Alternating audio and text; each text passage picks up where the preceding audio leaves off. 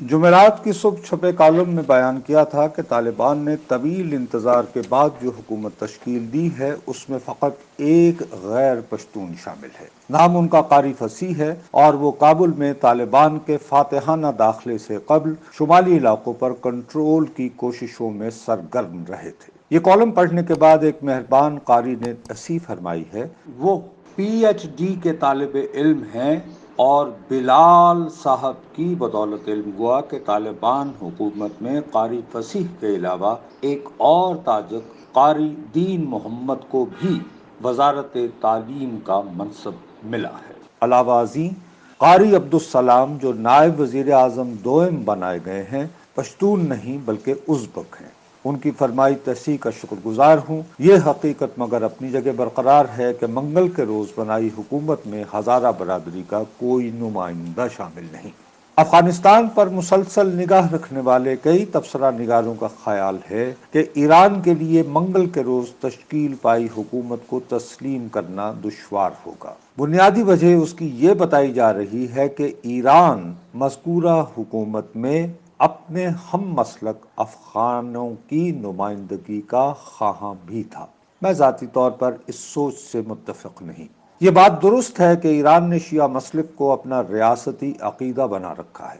دیگر ممالک کے ساتھ تعلقات بڑھانے یا ان سے دوری اختیار کرنے کے لیے ایران مگر مسلکی سوچ کو ترجیح نہیں دیتا، کئی اعتبار سے ماضی کی تاریخ کو ذہن میں رکھتا ہے۔ مثال کے طور پر آذربائیجان ہے، وہ ماضی میں ایرانی سلطنتوں کا حصہ رہا ہے، ایران کا قریب ترین ہمسایہ بھی ہے۔ آذری آج کے ایران میں بھی کثیر تعداد میں موجود ہیں۔ تاریخی شہر تبریز ان کا گڑھ شمار ہوتا ہے۔ سوویت یونین کی ٹوٹ پھوٹ کے بعد آذربائیجان مگر جب آزاد ریاست ہوا تو اس کے تعلقات مسیحی اکثریت والے آرمینیا سے کشیدہ تر ہونا شروع ہو گئے۔ آرمینیا نے نگورنو کاراباخ کے علاقے پر قبضہ کر لیا جو تاریخی اعتبار سے آذربائیجان کا حصہ رہا تھا۔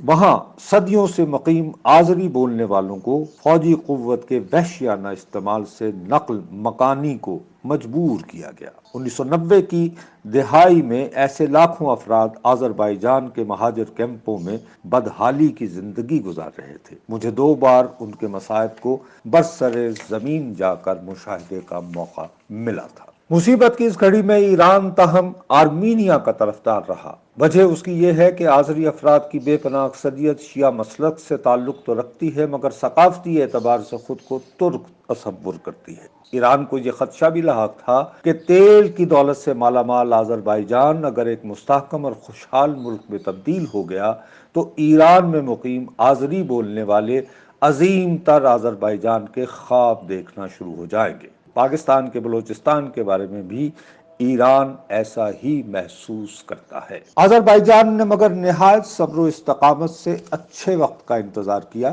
ایران کے بدترین دشمن اسرائیل سے گہرے مراسم استوار کیے، اس کی مدد سے جدید ٹیکنالوجی تک رسائی حاصل کی۔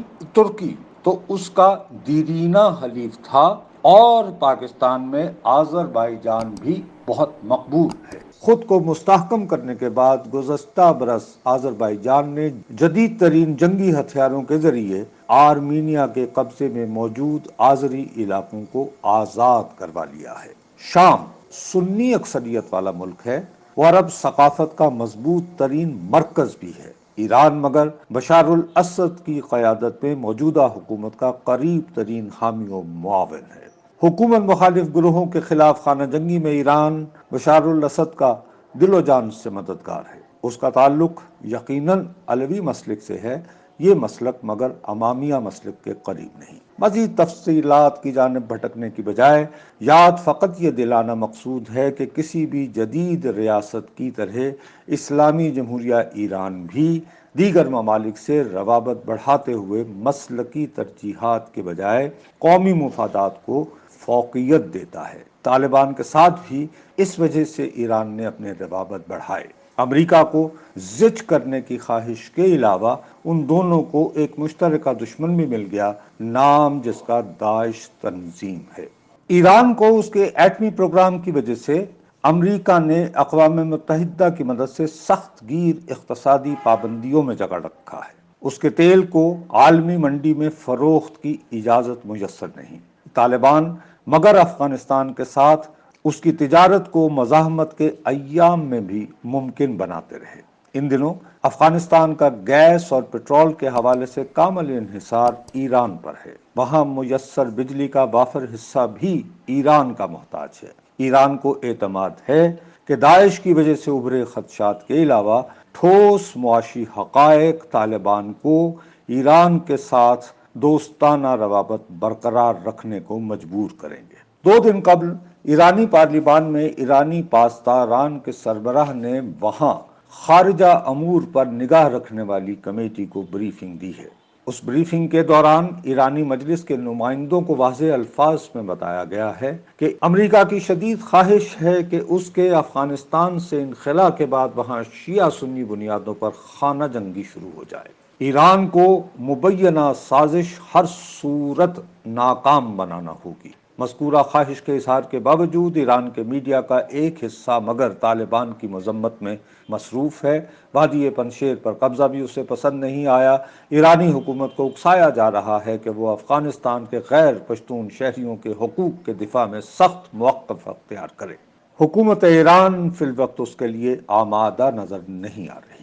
افغانستان کا تذکرہ کرتے ہوئے ہم پاکستانیوں کی اکثریت یہ حقیقت بھی فراموش کر دیتی ہے کہ ہم اس ملک کے واحد ہمسایہ نہیں ہیں۔ ایران اور ہم ہمسائیگی کے حوالے سے اہم ترین اس لیے ہوئے کیونکہ افغانستان کو سمندر تک رسائی حاصل نہیں۔ اس کی درآمدات و برآمدات ہم دونوں ممالک کے زمینی راستوں کے علاوہ سمندروں کی بھی محتاج ہیں۔ تجارت کے حوالے سے نظر آنے والی اہمیت سے بالا تر ہو کر نقشے پر نگاہ ڈالیں تو ازبکستان اور تاجکستان بھی افغانستان کے اہم ترین ہمسائے نظر آئیں گے۔ ازبکستان نے منگل کے روز قائم ہوئی حکومت کے بارے میں خیر سگالی کے جذبات کا اظہار کیا ہے۔ تاجکستان کا صدر مگر تل ملائے ہوئے ہے اور وجہ اس کی افغانستان کی تاجک آبادی ہے جو ملک چھوڑنے کو مجبور ہوئی تو فی الوقت تاجکستان منتقل ہونے کو ترجیح دے گی۔ تاجکستان مگر وسط ایشیا کا غریب ترین ملک ہے۔ اس کی آبادی تقریباً 95 لاکھ ہے۔ اس آبادی کی بے پناہ تعداد مگر روزگار کے لیے روس جیسے ممالک میں مقیم ہے۔ تاجکستان کی قومی آمدنی میں غیر ممالک میں کام کرنے والے تاجک 30% سے زیادہ حصہ ڈالتے ہیں۔ وہ ملک جہاں کی اپنی آبادی کو روزگار کے امکانات میسر نہ ہوں، افغانستان سے آئے تاجکوں کا بوجھ برداشت نہیں کر سکتا۔ طالبان کو غیر مستحکم کرنے کے لیے امریکہ یا اس کے حامی البتہ تاجکستان کی سرپرستی کو آمادہ ہو سکتے ہیں۔ وہاں تک پہنچنے کے لیے اگرچہ وقت درکار ہوگا، افغانستان کے حوالے سے ایک نئی گیم تو ہر صورت لگنا ہے۔ اس کے ممکنہ خد و خال فی الوقت مگر کم از کم میرے ذہن میں تو نہیں آ رہے۔ انتظار کرنے کو مجبور محسوس کرتا ہوں۔